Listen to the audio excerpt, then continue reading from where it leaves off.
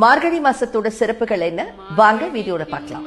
பகவத்கீதையில கிருஷ்ணர் மாதங்களில் நான் மார்கழின்னு சொல்லியிருப்பாரு. அந்த அளவுக்கு சிறப்பான மாதம்ங்க இது. அறிவியல் ரீதியாக மார்கழி மாசத்து அதிகாலையில அதிகமான ஆக்சிஜன் பூமியில இறங்கும். இந்த சுத்தமான காத்து நம்முடைய எதிர்மறை எண்ணங்களை விலக்கி மன ஆரோக்கியத்தை மேம்படுத்தும். மார்கழி மாசத்துல அதிகாலையில எழுந்து குளிச்சுட்டு பெண்கள் வீட்டு வாசல்ல பெரிய பெரிய கோலங்கள் போடணும்னு, ஆண்கள் பஜனை நாம சங்கீர்த்தனோன்னு வீதி வீதியாக வலம் வரணும்னு நம்முடைய முன்னோர்கள் சொன்னது இந்த சுத்தமான காத்தை நாம சுவாசிக்கணுங்கிறதுக்காகத்தான். மார்கழி தேவர்களுடைய பிரம்ம முகூர்த்த காலம்ங்கிறதுனால இறை உணர்வு அதிகம் தூண்டக்கூடிய திருப்பாவை, திருவெம்பாவை, திருப்பள்ளி எழுச்சிய பாராயணம் செய்ய சொன்னாங்க. கலைக்கும் கலாச்சாரத்துக்கும் பேர் போன சென்னையில எல்லா சபாக்கள்லயும் கோயில்கள்லயும் இசை நடன நிகழ்ச்சிகளை மார்கழி சீசன் புரோகிராம்னு நடத்துவாங்க.